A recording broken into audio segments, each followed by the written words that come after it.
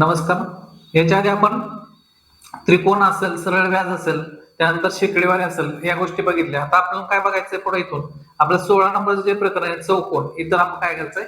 इथून पुढे आपल्याला बघायचंय चौकोन. आता चौकोन काय असतोय? चौकोन कशाला म्हणतात? तर काय असतात? जे चार बिंदू असतात ते काय केलं? ज्यावेळेस चार बिंदू जोडतो आपण आणि आपल्याला काय मिळतात? तिथे चार कोन मिळतील, त्याला काय म्हणायचं आपण? चौकोन असं म्हणतो. इथं बघा आकृती दिलेले आहेत. काय म्हणलं जातं बघा इथं? तर कशी आकृती पाहिजे? बंदिस्त आकृती पाहिजे. काय होतं? चार कोन ज्यावेळेस मिळतील आपल्याला त्याला काय म्हणलं जातं? चौकोन असं म्हणतो. आता चौकोनाचं वाचन असेल किंवा लेखन असेल तर कसं होतं? घड्याळाच्या काट्याच्या दिशेने किंवा घड्याळाच्या काट्याच्या विरुद्ध दिशेने काय करायचं? त्याचं वाचन करायचं. त्यावेळेस आपल्याला काय मिळणार आहे?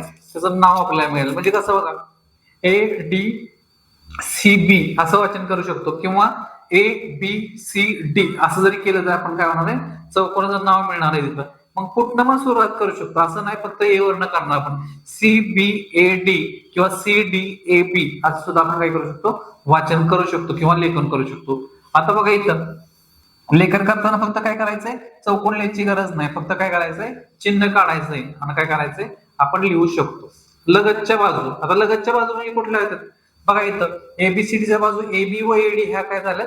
सामायिक बिंदू आहेत. म्हणजे त्या कुठल्या झाल्या? लगतच्या बिंदू. म्हणजे हे बघा इथं हे कुठलं झालं? AD आणि AB काय झाल्या? लगतच्या बाजू होतील. त्यांचा काय राहतोय? तर सामायिक शिरोबिंदू राहतोय. म्हणजे सामायिक शिरोबिंदू म्हणजे कसं? ज्यावेळेस आपण नावाची सुरुवात करतोय ती कुठून करणार नाही? एकाच अक्षरापासून किंवा शेवट एका अक्षरापासून. म्हणजे कसं? AD म्हणू शकतो आपण किंवा DA म्हणू शकतो आणि BA किंवा AB असेल मग त्या काय असतील? लगतच्या बाजू असतील. इकडे जर विचार केला तर कुठं होईल मग सांगा बरं? कुठली राहील? DC जर घेतली तर हे आणि किंवा BC ह्या अशा होतील. जर AD घेतल्यास तर हे आले असते. इथं कुठल्या झाले आपल्याला? BC अशा पद्धतीनं इथं होऊन जाते. सम्मुख बाजू, सम्मुख बाजू कशाला म्हणतात? समोर समोरची जी बाजू असतील म्हणजे बघा इथं एबीच्या सम्मुख कुठली येणार आहे? डीसी येणार आहे आणि एडीच्या सम्मुख काय येणार आहे? बीसी येणार आहे. अशा पद्धतीने जे समोरचे असतात काय असतात? त्यांना सम्मुख बाजू म्हणतात. त्यांच्या काय असतो? शिरोबिंदू सामायिक नसतो. म्हणजे सामायिक नसतं म्हणजे काय बघितलं इथं? मग अशी ए पासून दोन्ही बाजू होत्या तिथं, बरोबर? आता इथं काय होणार आहे मग? एडी आणि बीसी हा एक कुठला इथं सामायिक बिंदू तर कुठलाच सामायिक नसणार आहे. आता इथं पण लगतचे कोण, आता लगतचे कोण कसं बघा इथं? आता तिला कुठला आपल्याला DEFG तयार होईल. DEFG याच्यामध्ये काय दिलेलं आहे? DEF आणि GFE या दोन कोणासाठी EF ही बाजू दोन्ही कोणामध्ये कशी सामायिक आहे? म्हणजे कुठली बघा? DEF कुठली? DEF आणि कुठला घेतला इथं? GFE म्हणजे कुठली सामायिक आहे? EFE तर सामायिक आहे म्हणजे काय होणार? लगतचे कोण होणार तिथं. हे लक्षात ठेवायचं होतं. चौकोनाच्या ज्या दोन कोणामध्ये एक बाजू सामायिक असते म्हणजे कुठला कोण झाला बघा इथं? असा एक कोण झाला आणि असा एक, ह्याच्यामध्ये कुठली बाजू सामायिक झाली? तर EF सामायिक झाली. तर काय झालं? दोन्हीकडे पण आली ती DEF आणि GFE. EF बाजू जर डबल येत असेल तर त्याला माहिती तिथं काय म्हणणार आहे आपण? लगतचे कोण असं म्हणणार आहे तिथं. लगतचे कोण नंतर कुठले असेल? आता सम्मुख कोण असेल. मग सम्मुख कोण कशाला म्हणायचं? जे समोर समोरचे बघा इथं आता समजा असं घेतलं आपण DAB कुठला झाला? DAB म्हणजे A कोण झाला? एच्या समोरचा कुठला लिहितं? C DCB अशा पद्धतीने आपल्याला काय मिळतील? तर सम्मुख कोण मिळतील. आणि ज्यावेळेस हे काय असेल? हे समोरचे जे बाजू दोन समोर समोर जोडतो त्याला काय म्हणतो आपण? कर्ण म्हणतो. चौकोनाचे सम्मुख कोणाचे शिरोबिंदू जोडणारे रेषाखंड म्हणजे चौकोनाचे कर्ण होईल. म्हणजे ज्यावेळेस कुठली जरी आकृती असं बघा इथं कशाला म्हणायचंय? कर्ण कशाला म्हणायचं? तर समजा असं आपण काय काढला? चौकोन काढला आणि समोर समोर नाव देऊ याला ABC आणि D अशा पद्धतीने नाव दिलं आपण. तर ही हा A च्या समोर कोण आहे? C हा जोडला, हा याचा काय झाला इथं? कर्ण झाला आणि हा जोडला इथं B आणि D ज्यावेळेस हा काय झाला याचा? तर कर्ण झाला इथं. मग ह्या गोष्टी आपल्याला कळल्या पाहिजे की कर्ण कशाला म्हणायचं? तर सम्मुख बाजू जोडणारी जो रेषाखंड आहे त्याला काय म्हणायचं? कर्ण असं म्हणायचंय. बघा इथं काय सांगितलंय? गडी घालायला सांगितलं आपल्या. या पद्धतीने काय करायचंय? ज्या सूचना दिलेल्या असतील हे करून पाहता हे करून बघायचं जेणेकरून काय होतंय की कशा पद्धतीने आकृती तयार होतील हे आपल्याला तिथं दिसून येईल. लक्षात ठेवायचं.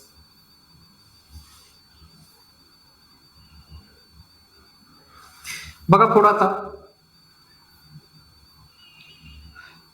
इथं पण आपल्याला कृती करायला सांगितलं, जे कृती करायला सांगितलं तर काय करायचंय, करून घ्यायचं. तर मग आपल्याला बऱ्याच गोष्टी समजून जातील. आता आपण बघितलं होतं की त्रिकोणाच्या तीनही कोणांच्या मापाची बेरीज किती होती, 180 होती. इथं काय दिलं बघा, चौकोनाचे 4 कोण, हे लक्षात ठेवायचं आपल्याला. काय सांगितलं, या प्रकारचे उदाहरण आपल्याला येऊ शकतात. चौकोनाच्या काय सांगितलं, त्रिकोणाच्या 180 होती, चौकोनाची किती असते, 360 असते. हे आपल्याला विसरायचं नाही. इथं बघा आता बहुभुजाकृती कुठलं कुठलं येतात, पंचकोन असेल. इथं बघा काय दिलं, 1 2 3 4 आणि 5, 5 कोण दिले इथं. मग काय होतंय, त्रिकोण, चौकोन, पंचकोन आणि 5 कोणपेक्षा जास्त बाजू असलेल्या बंदिस्त आकृतीला काय म्हणलं जातं, बहुभुजाकृती आकृती असं म्हणलं जातं. मग काय करायचं आता, आकृत्यांची नाव कुठले कुठले आता बघा.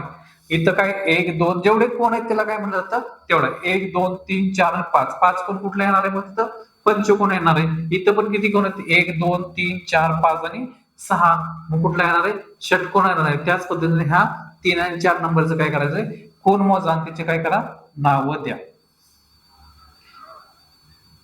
इथं बघा आता जसं सांगितलं की सम्मुख कोण कुठला, लगतच्या बाजूची जवळची कुठली, चौकोनाच्या कर्णांची नावं कुठली, सम्मुख बाजू कुठल्या, लगतच्या कोणाच्या जोड्या कुठल्या, हे सगळं आपण आज झालेलं आहे. हे सगळं आपल्याला आलं पाहिजे. फक्त काय करायचं, आकृती कायम डोळ्यासमोर ठेवायची की आपल्याला दिलेलं आहे काय.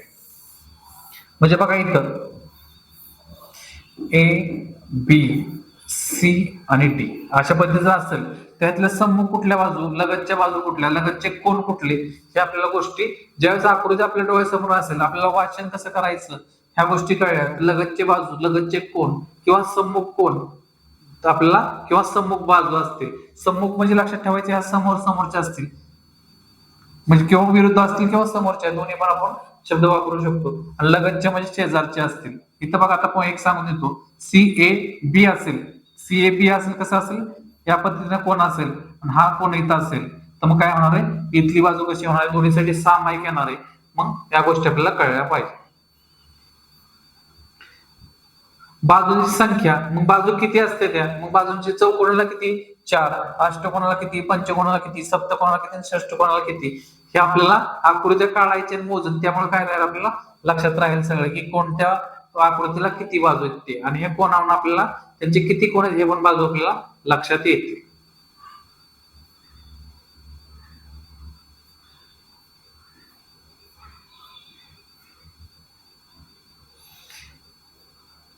आता पुढे इथं ज्यावेळेस आपल्याला कोण करायचं तेव्हा कोण मापकाचा वापर आपण बघितला की कोण मापक कसा ठेवायचा, त्याचा कोण कसा काढायचा. कंपासचं पण काय बघितलं होतं आपण, ज्यावेळेस दुभाजन करायचं होतंय तिथं आपण बघितलं होतं. हे पण बघा कसं अंतर मोजायचं, कशा पद्धतीने ह्या सूचना दिल्या जरी आपण सगळ्या वाचल्या की कसा कोण आपल्याला आकृती काढायची, तरी आपल्याला समजून जाईल की रेषा कशी दुभागायची, आपण कोण कसा दुभागायचा ह्या गोष्टी बघितल्या, रेषा पण कशी दुभागायची. इथल्या सूचना ज्या दिलेल्या आहेत यांच्याप्रमाणे व्यवस्थित पालन केलं तर आपल्याला कळलं की रेषा कशी दुभागायची, समान अंतरावर कसं त्याचं दुभाजन करतो. म्हणजे काय करतो आपण, तर त्याला लंब दुभाजक काढायचं, म्हणजे बरोबर त्याला काटकोनात छेदणारे आपण काय करतो, दुसरी रेषा आपण काढत असतो. इथं बघा लंब काढायचा, हे आपल्याला दिलेलं आहे त्याप्रमाणे लंब काढून घ्यायचं. म्हणजे रेषेचे काय करतोय आपण, समान 2 भाग करतोय तिथं. इथं पण बघा काय करायचंय, तर काटकोनात आलं तर कसं पाहिजे, तर इथं आपल्याला काय करायचं, ही बरोबर पॅरलल पकडायची, मी समांतर त्याला आली पाहिजे, तर आपण बरोबर काढू शकतो. लंब दुभाजक, रेषाखंडाचा लंब दुभाजक, हे पण तसंच आहे. काय करायचं इथं, ज्यावेळेस आपण काय करायचं, निम्म्यापेक्षा जास्त अंतर घ्यायचं. इथं इकडे एक आपल्याला चाप मारायचा, इकडे एक मारायचा, पुन्हा इकडे ठेवून या साईडला एक मारायचा, या साईडला, आणि ती दोन्ही पॉईंट काय करायचे, जोडायचे. परत इथं काय करायचं आपल्याला, इथं घेताना आपल्याला निम्म्यापेक्षा थोडस जास्त अंतर घ्यायचं असतंय. मग इकडे एक कोण करायचे आणि तेच अंतर घ्यायचंय, इथं बदलायचं नाही. नंतर मग इकडून इकडे आपण मारणार आणि इकडून इकडे मारणार. तसं कंस केल्यानंतर आपल्याला जिथं दोन्ही कंसाचा छेदनबिंदू असेल तो बरोबर जोडायचा आहे. याच पद्धतीने काय करायचंय, या प्रकरणातलं सगळ्या काय करायचं, सराव संच सोडून घ्यायचंय. आता बघा इथं त्रिमितीय आकार, त्रिमितीय आकार कुठलं कुठलं येतात बघा. त्रिमिती म्हणजे काय काय असते बघा. इथं या प्रकारची आकृती असेल, इथं कुठली इष्टिका चिती, इष्टिका चितीमध्ये काय काय असते, ही कुठली दिली इष्टिका चितीमध्ये काय काय दिले इष्टिका चितीला किती कडा आहेत 12 कडा 8 शिरोबिंदू आणि 6 पृष्ठे असतील ही आपल्याला संख्या माहित पाहिजे जरी आपल्याला विचारलं की इष्टिका चितीला कडा किती तर 12 शिरोबिंदू किती 8 8 पृष्ठ किती येतात तर 6 पृष्ठे मग पृष्ठे म्हणजे कुठल्या तर ह्या बाजू या कुठल्या कुठल्या बाजू आहेत ते 1 2 3 4 5 आणि 6 बाजूच्या त्याला काय म्हणलं जातं पृष्ठे असं म्हणलं जातं घनामध्ये बघा आता घनाला कडा किती पृष्ठे किती त्या बाजू काय करायचं माहित करून घ्यायचं त्यानंतर वृत्तचिती किंवा दंडगोल किंवा काय म्हणतो आपण इंग्लिशमध्ये सिलेंडर म्हणतो त्रिकोणचिती ही पण येतात आपल्याकडे आकृती तर मग हे लक्षात ठेवायचं की आकृती कुठल्या प्रकारची त्या आकृती समजून घ्यायची व्यवस्थित अशा प्रकारचं उभा असतं जसं आपला सिलेंडर असतो ते मग वृत्तचिती किंवा काय असेल दंडगोल त्याला आपण काय म्हणतो सिलेंडर असं म्हणतो आणि जर घनाचा विचार करायला क्यूब क्यूब म्हणजे आपला डायस जे असतंय बरोबर मग त्या डायसलाच काय म्हणतो आपण क्यूब ज्याच्या सगळ्या बाजू कशा असतात त्या समान असतात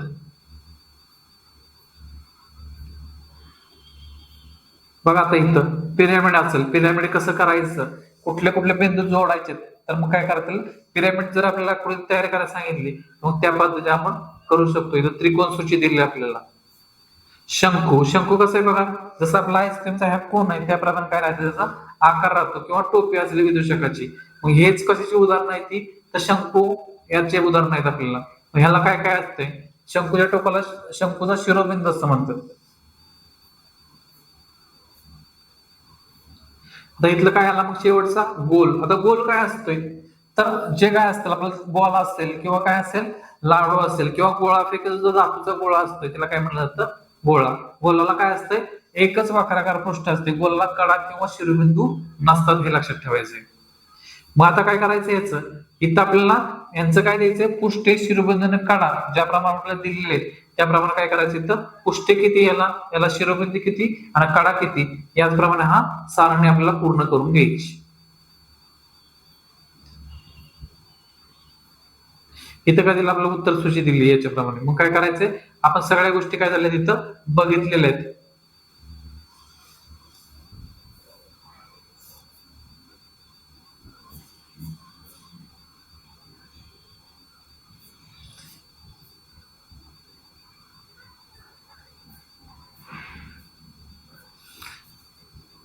इथं बघ उत्तर दिलेत आपल्याला सगळे आणि हे त्याच्यानंतर काय दिलेत पारिभाषिक शब्द म्हणजे काय दिलंय इथं गणिती शब्द आणि त्याच्याबद्दल इंग्रजी शब्द कुठला आहे ते इथं दिलेलं आहे तर काय करून घ्यायचं पहिल्यांदा प्रकरण व्यवस्थित वाचून घ्यायचे सर्व काय करायच्यात सराव संच आपल्याला सोडवून घ्यायच्यात समजून घ्यायच्यात मग आपल्याला कुठले उत्तर ते समजून घ्यायचं ठीक आहे थांबू आपण धन्यवाद